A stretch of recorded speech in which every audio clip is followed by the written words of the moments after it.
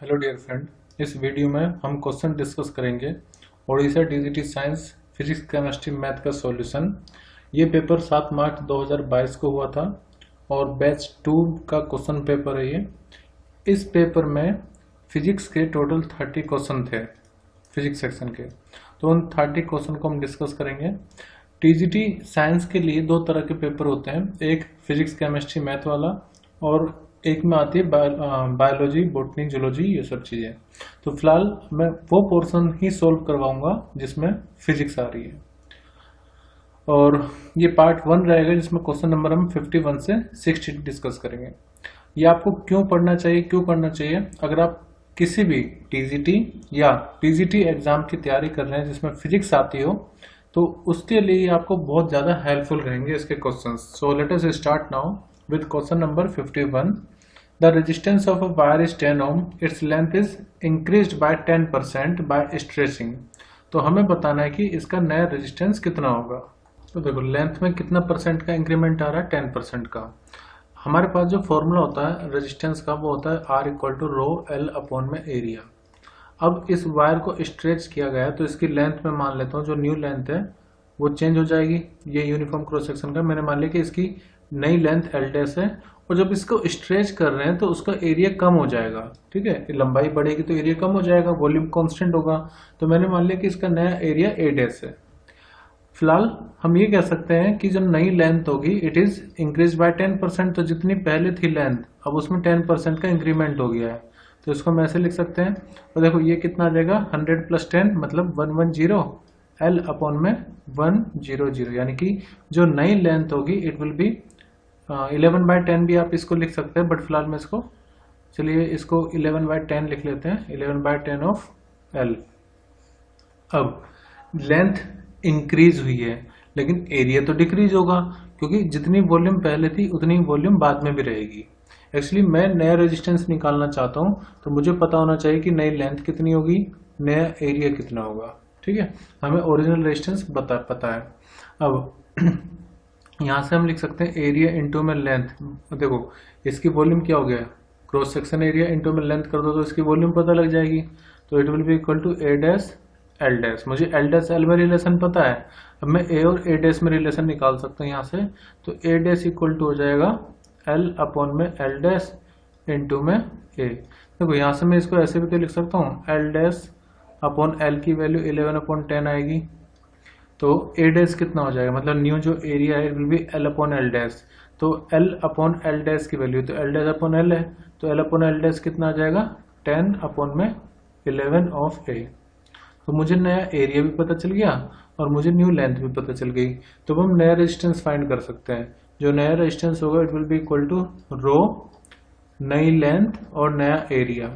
क्या मैं इसको ऐसे लिख सकता हूँ, देखो एल को हम क्या लिख सकते हैं, जो नई लेंथ है it will be equal to 11/10 of L upon में क्या आएगा, एरिया आएगा, नया वाला एरिया। तो मैं इसको यहाँ लिख देता हूँ, नया एरिया क्या होगा 10/11 ऑफ ओल्ड एरिया।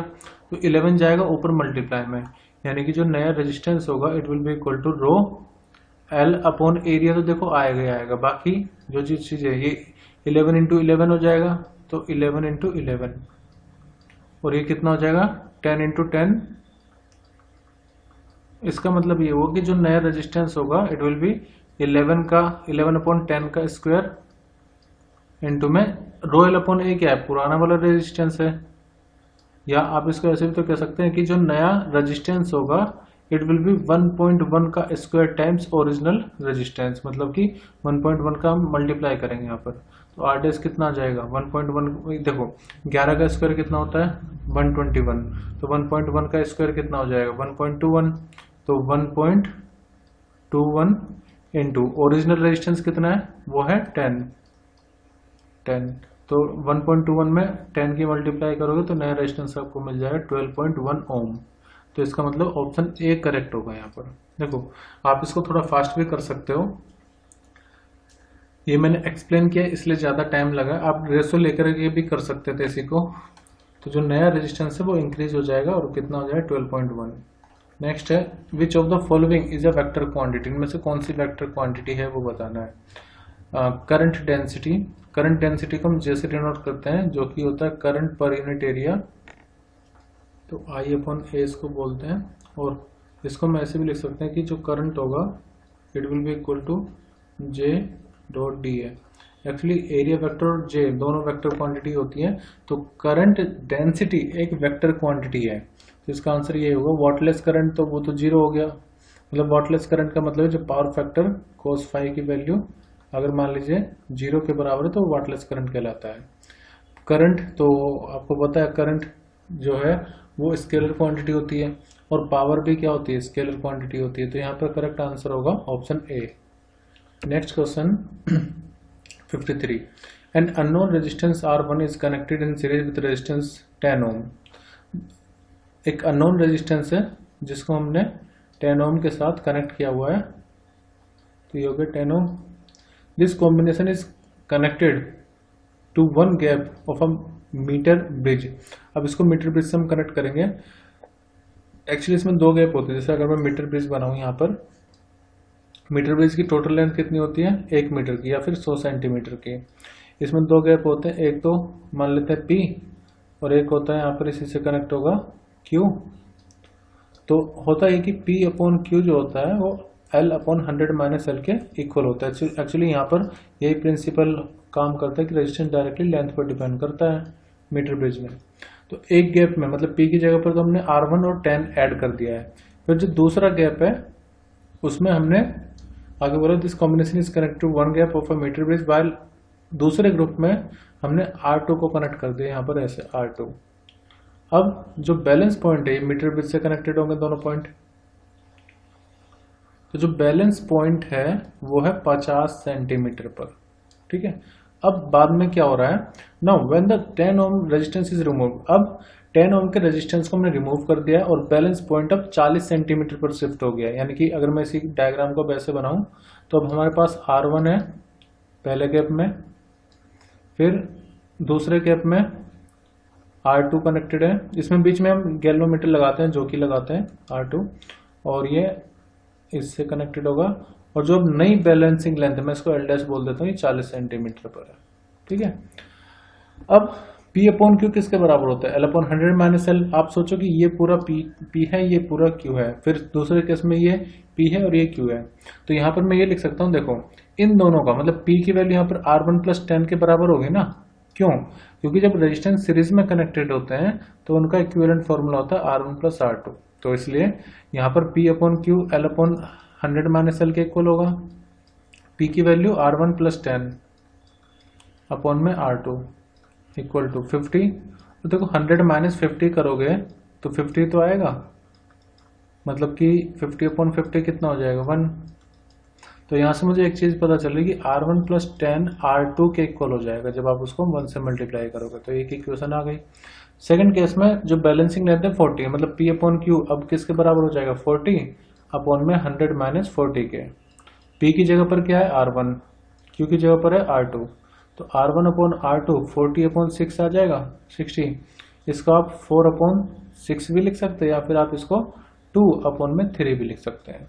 हमारा टारगेट क्या है, R1 निकालना। R1 निकालना, तो यहाँ से देखो R2 की वैल्यू कितनी आ जाएगी। क्या मैं इसको ऐसे लिख सकता हूँ, 3 को इधर ले जाओ 3 R1/2 इक्वल टू R2 आएगा। मैं इसलिए कर रहा हूँ R2 की वैल्यू मैं यहाँ पर पुट कर दूंगा R1 फाइंड करने के लिए। सो 3/2 R1 बराबर किसका हो जाएगा, R2 के। अब देखो R1 + 10 R2 के इक्वल तो है, R2 की वैल्यू में पता 3/2 R1 है, तो यहाँ पुट कर दो। अब दोनों R1 को एक तरफ लिया हो तो 10 3/2 R1 माइनस R1, आप इसको ऐसे लिख सकते हैं। यहाँ से मुझे R1 की वैल्यू निकालनी है, तो 10 इक्वल टू कितना हो जाएगा, ये देखो R1 कॉमन ले लो 3/2 - 1, या फिर इसी को आप लिख सकते हैं 10 R1 3/2 में से 1 जाएगा तो 1/2 बचेगा। 2 को मल्टीप्लाई कर दे 10 के साथ तो कितना आ जाएगा, 20 आ जाएगा R1 की वैल्यू। R1 पूछा था तो यहाँ पर करेक्ट होगा ऑप्शन सी। तो बेसिक कंसेप्ट लगा करके ही मीटर ब्रिज का उसी क्वेश्चन को इक्वेशन बनाई और हमने सोल्व कर लिया है। नेक्स्ट है रेजिस्टेंस ऑफ आइडियल वोल्टामीटर कितना होगा। देखो पहले मैं आपको बता देता हूँ, वोल्टामीटर को हमें हमेशा किस में लगाते हैं, रेजिस्टेंस अगर हो तो पैरेलल में लगाया जाता है, पैरेलल में। ठीक है, आर रेजिस्टेंस है। हमें क्या करना होता है, हमें मेजर करनी होती है इसके क्रॉस वोल्टेज जो कि आई आर के इक्वल होगा। तो हम क्या करते हैं, जो वोल्टमीटर है ना, इसके रेजिस्टेंस का, इसका अपना इंटरनल रेजिस्टेंस होगा, तो इसका जो इंटरनल रेजिस्टेंस होगा हम उसको बहुत हाई कर देंगे। तो जब हम हाई करेंगे तो इसका मतलब जो भी करंट होगा वो आई के थ्रू, मतलब रेजिस्टेंस के थ्रू जाएगा और हम इसके क्रॉस पोटेंशियल इजीली निकाल लेंगे। तो जो आइडियल केस होता है, अब हाईएस्ट कितना होता है, इन्फिनिटी, तो यहाँ पर करेक्ट आंसर होगा इन्फिनिटी। वेरी हाई चूज ना करके हम इन्फिनिटी चूज करेंगे। ठीक है, ये क्वेश्चन एक और एग्जाम में आया हुआ है, करंटली मैं रिमाइंड नहीं कर पा रहा हूँ किस एग्जाम में, लेकिन यही सेम क्वेश्चन था और स्टूडेंट इसमें कंफ्यूज होते हैं कि वेरी हाई चूज करें कि इन्फिनाइट चूज करें। तो मैं इसका कंसेप्ट भी समझा देता हूँ क्यों इन्फिनाइट हम चूज करते हैं। देखो, जब कोई गैल्वेनोमीटर होता है तो गैल्वेनोमीटर में हम सीरीज में रेजिस्टेंस आर को कनेक्ट करते हैं, ठीक है, ताकि हम गैल्वेनोमीटर से वोल्टमीटर कन्वर्ट कर सकें। वैसे अगर आपको एमीटर बनाना होता है तो हम गैल्वेनोमीटर के पैरेलल में शंट रेजिस्टेंस कनेक्ट कर देते हैं, लेकिन अगर हमें वोल्टमीटर बनाना होता है गैल्वेनोमीटर से तो हम रेजिस्टेंस कनेक्ट करेंगे और हाई रेजिस्टेंस कनेक्ट करेंगे। ठीक है, अब हाईएस्ट वैल्यू कितनी हो सकती है, इन्फिनिटी, जितनी ज्यादा से ज्यादा आप कनेक्ट कर सको, तो इसलिए यहाँ पर करेक्ट आंसर होगा इन्फिनिटी। यहाँ पर भी आप देख सकते हो मैंने बताया हुआ है, resistance of an ideal voltmeter कितना होगा, इन्फिनिटी, जबकि resistance of an ideal ammeter कितना होगा, 0। इसके रिगार्डिंग मैंने एक अलग से सेपरेट वीडियो बनाई हुई है कि किस तरह से आप गैल्वेनोमीटर को कन्वर्ट कर सकते हो एमीटर और वोल्टमीटर में, उसी से सब कंसेप्ट हो जाता है। एक्चुअली अगर कोई गैल्वेनोमीटर है तो एमीटर बनाने के लिए आप पैरेलल में एक low resistance shunt resistance connect करते हैं, जिसको जो कि काफी स्मॉल होता है, जबकि गैल्वेनोमीटर से अगर आपको वोल्टमीटर बनाना है तो आर रेजिस्टेंस कनेक्ट करेंगे सीरीज में, जो कि हाई होगा। तो इस तरह से चीजें कनेक्ट होती हैं। Next question, the coil of area 0.2 meter square has 500 turns. After placing the coil in the magnetic field of strength 4 into 10 की power minus 4 ये magnetic field given है। If it is rotated through 90 degree in 0.2 second, तो हमें बताना है कि average EMF कितना होगा। देखो मैं इसको पहले ड्राइव करता हूँ कि ये आएगा कैसे। आपको पता है EMF होता है minus rate of change of flux, मतलब d∅dt। फ्लक्स का फॉर्मूला होता है B डॉट A, या फिर आप इसको BA cos थीटा भी लिख सकते हैं। या फिर जैसे कोई अगर मान लीजिए कोल रोटेट कर रही है तो इस कोस मतलब थीटा को ही हम ओमेगा टी लिखते हैं। अगर मैं इसको यहाँ पर पुट करूँ d/dt में, तो यहाँ पर आएगा BA cos ओमेगा टी। आप इसको डिफ्रेंशिएट करेंगे तो मैग्नेटिक फील्ड चेंज नहीं कर रहे, एरिया भी चेंज नहीं कर रहे हैं, हम चेंज कर रहे हैं यहाँ पर एंगल। तो इसका मतलब डिफ्रेंशिएशन हम करेंगे cos ओमेगा टी का, यहाँ पर माइनस साइन है, फिर माइनस BA कोस का डिफरेंशिएशन क्या होता है, साइन थीटा। तो यहाँ पर माइनस मतलब माइनस आएगा, माइनस माइनस हो जाएगा प्लस, तो साइन ओमेगा टी। फिर ओमेगा टी का डिफरेंशिएशन करेंगे तो उसकी वजह से ओमेगा और आ जाएगा। तो अगर ये तो हो गया जनरल फॉर्म। अगर मान लीजिए आपके पास n नंबर ऑफ टर्न्स है, काफी सारे नंबर ऑफ टर्न्स हैं, तो टोटल जो EMF होगा it will be equal to n की मल्टीप्लाई कर दो, NBA omega sine omega T. तो ये जो EMF है टाइम डिपेंडेंट है, मतलब कि जैसे जैसे टाइम चेंज होगा EMF भी चेंज होगा। एक्चुअली इस तरह से EMF होगा alternating type, AC type EMF, जैसे अल्टरनेटिंग करंट होता है।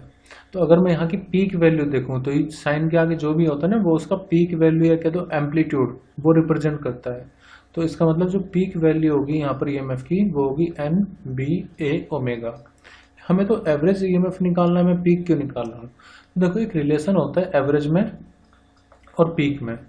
वो रिलेशन ये है कि जो E एवरेज होता है वो 2/पाई टाइम्स होता है किसके, जो पीक वैल्यू, ये पीक वैल्यू, ठीक है, पीक वैल्यू या मैक्सिमम वैल्यू भी कह सकते हैं, या एम्पलीट्यूड भी कह सकते हैं, EMF का एम्पलीट्यूड होगा ये। तो E एवरेज हमें निकालना 2/पाई E नॉट के बराबर होगा, 2/पाई। अब सब वैल्यू पुट कर लेते हैं। E नॉट कितना, NBA ओमेगा। देखो मैं आपको डायरेक्टली यहाँ से भी स्टार्ट कर सकता था, लेकिन आपको पता तो होना चाहिए कि फॉर्मूला आया कैसे है, तो इसलिए मैंने इतना टाइम लिया इसमें एक्सप्लेन करने में। अब वैल्यू पुट करेंगे बस, 2/पाई। नंबर ऑफ टर्न्स कितने हैं, 500। सब चीजें ऐसा यूनिट में होनी चाहिए। मैग्नेटिक फील्ड कितनी है, 4 × 10⁻⁻⁴ इंटू में एरिया गिवन है 0.2, इंटू में ओमेगा कितना है अब देखो ओमेगा हमें नहीं दिया हुआ, तो ओमेगा को हम देखो, आप ओमेगा इक्वल टू होता है 2 पाई अपॉन में कैपिटल टी, तो या फिर जैसे ओमेगा है तो angular displacement upon time taken भी हो सकता है, तो हम इसका इस्तेमाल कर रहे हैं। थीटा कितना है, क्योंकि थीटा में गिवन है ना 90 डिग्री, इसको हम लेंगे रेडियन में, जो कि होता है पाई अपॉन में 2, तो ये पाई अपॉन 2 हो गया, और टाइम हमें कितना दे रखा है 0.2, तो ये ओमेगा की वैल्यू हो जाएगी। ओमेगा की वैल्यू होगी पाई अपॉन में 2 इंटू में 0.2। अब बस हमें इसी को सोल्व करना है। ये एवरेज को देखो, यहाँ पाई बाय 2 है, यहाँ 2 अपॉन पाई, उसको तो कैंसिल कर दो, तो जो एवरेज वैल्यू आएगी इट विल बी 0.2 वोल्ट। तो करेक्ट आंसर होगा ऑप्शन डी। क्वेश्चन नंबर 56 है, a car has fresh battery of EMF 12 volt and internal resistance of 0.05 ohm. If the starter motor draws a current of 90 ampere, तो हमें बताना terminal voltage कितनी होगी। देखो एक मैं सिंपल सर्किट बना देता हूँ। जैसे मान लो कोई बैटरी है, उसके इंटरनल रेजिस्टेंस को हम स्मॉल आर ले रहे हैं, और बाहर जो एक्सटर्नल लोड है उसको लेट कैपिटल आर बोल देते हैं। यहाँ पर ये ईएमएफ हो गया बैटरी का। अब इसके अक्रॉस, मतलब आप इसके अक्रॉस बोलो या इसके अक्रॉस बोलो, बात है कि पैरेलल में कनेक्ट है तो पोटेंशियल बराबर होगा। तो पोटेंशियल मैंने माना कि इसके अक्रॉस V है, और V किसके इक्वल होगा, V बराबर होगा ईएमएफ कितना है माइनस, अब जो इंटरनल रेजिस्टेंस है वो भी तो कुछ ईएमएफ खा लेगा, तो वो कितना होगा I इंटू में आर। हमें ईएमएफ पता है कितना है 12 वोल्ट, ये ईएमएफ हो गया, ये आर हो गया, और ये करंट।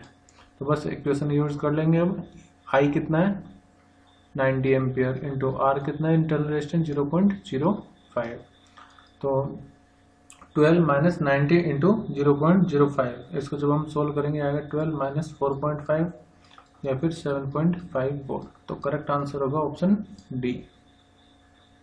देखो डिस्चार्जिंग में हम लेते हैं V equal to E minus I R. Discharging, यहाँ पर डिस्चार्जिंग तो हो रहा होगा जब यूज कर रहे हैं, तो अगर चार्जिंग का केस होता तो यहाँ पर प्लस आ जाता है बस। A body has minus 80 microcoulomb of charge, number of additional electron कितना होगा। देखो एक फॉर्मूला आपने क्वांटाइजेशन में पढ़ा होगा, Q equal to N. Charge हमें दे रखा है 80 माइक्रोकूलम, E की वैल्यू होती है 1.6 इंटू 10 की पावर माइनस 19, और N की वैल्यू हमें निकालनी है, फाइंड करना है। तो यहाँ से N इक्वल टू कितना हो जाएगा Q अपॉन में E। Q की वैल्यू कितनी 80 माइक्रो, माइक्रो मतलब 10 की पावर माइनस 6, उसको डिवाइड कर दीजिए 1.6 इंटू 10 की पावर माइनस 19 से। तो जब हम इसको सोल्व करेंगे हमें मिलेगा 5 इंटू 10 की पावर 14, यानी कि करेक्ट आंसर होगा option C. Question number 58, a spherical condenser has inner and outer sphere of radii a। तो इनर का रेडियस है a, और जो आउटर स्फेयर है उसका रेडियस है b। The space between two is filled with air, यहाँ पर एयर है। The difference between the capacity of two condenser found when the inner sphere is earthed and when the outer sphere is earthed, हमें बताना है कि कितना होगा। देखो ये क्वेश्चन अगर मैं पूरी डिटेल में करूँगा तो काफ़ी लंबा हो जाएगा, इसलिए कुछ फॉर्मूले मैं आपको शॉर्ट में बता देता हूँ। जैसे पहला फॉर्मूला ये कि अगर आपके पास कोई कंसेंट्रिक स्फेयर होगा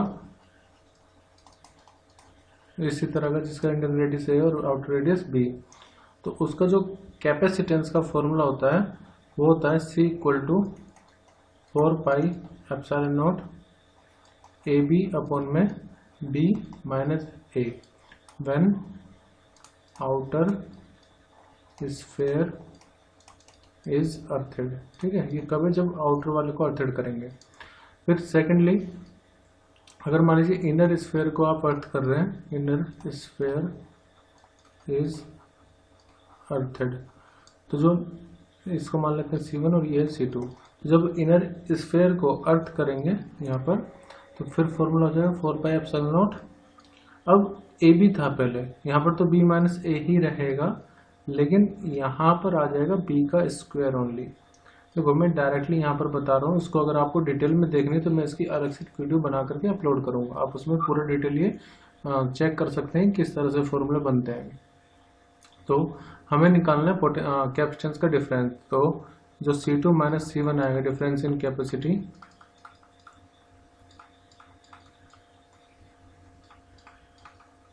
it will be equal to, अब इन दोनों का जब आप डिफरेंस लोगे तो देखो 4 pi epsilon naught B minus है, 4 pi epsilon naught B minus है, तो इसमें भी है, यहाँ पर A B minus B square होगा, बी कॉमन ले लेंगे और फिर अंदर बचेगा, चलो मैं इसको करके दिखा देता हूँ पूरा।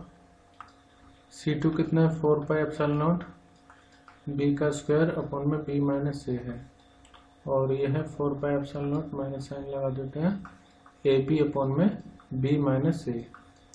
तो 4 पाई एप्सिलॉन नॉट कॉमन ले लेंगे, यहाँ आएगा बी माइनस ए, और देखो बी इसमें भी है बी इसमें भी, तो बी भी कॉमन ले लेते हैं। फिर यहाँ से कितना बचेगा बी और यहाँ से कितना बचा ए, बी माइनस ए से बी माइनस ए कैंसिल कर देंगे, तो जो डेल्टा सी है वो कितना आ जाएगा 4 पाई एप्सिलॉन नॉट बी। तो करेक्ट आंसर होगा option B. Question number 59, a condenser of 50 microfarad capacity is charge to 10 volt. तो बताना कि एनर्जी कितनी होगी। देखो एनर्जी का फॉर्मूला होता है half C V square, 1/2, capacitance कितना है 50 माइक्रो में ना 10 की पावर माइनस 6 से मल्टीप्लाई कर दो, पोटेंशियल कितना है 10, तो इसका 10 का स्क्वायर। तो जब हम इसको सोल्व करेंगे वी विल गेट 2.5 इंटू 10 की पावर माइनस 3 जूल। तो करेक्ट आंसर होगा ऑप्शन ए। नेक्स्ट है the weight of the body at the centre of earth कितना होता है। देखो जब आप अर्थ के नीचे जाओ तो जो नया मतलब जी वेरिएशन होता है वो कुछ इस तरह से होता है, g dash equal to g 1 minus depth upon में आर। डी है कि आप कितना नीचे जा रहे हैं। अब अगर आप सेंटर पे चले गए तो आपकी जो डेप्थ होगी वो रेडियस ऑफ अर्थ के इक्वल ही हो जाएगी। तो जी डैश इक्वल टू कितना होगा जी 1 माइनस डी, और आर दोनों इक्वल हो गए तो डी अपॉन आर कितना आ जाएगा 1। ठीक है, यहाँ से आप देखो ना डी अपॉन आर कितना आ जाएगा 1। सो जी डैश किसके इक्वल हो जाएगा 0। अब वेट बराबर किसके होता है एम जी के, तो सेंटर पे एम जी डैश हो जाएगा, क्योंकि जी डैश 0 होगा तो वेट भी 0 हो जाएगा वहाँ पर। तो करेक्ट आंसर होगा ऑप्शन ए। तो ये था पार्ट 1। नेक्स्ट वीडियो में हम पार्ट 2 डिस्कस करेंगे जिसमें क्वेश्चन नंबर 61 से 70 डिस्कस किए जाएंगे।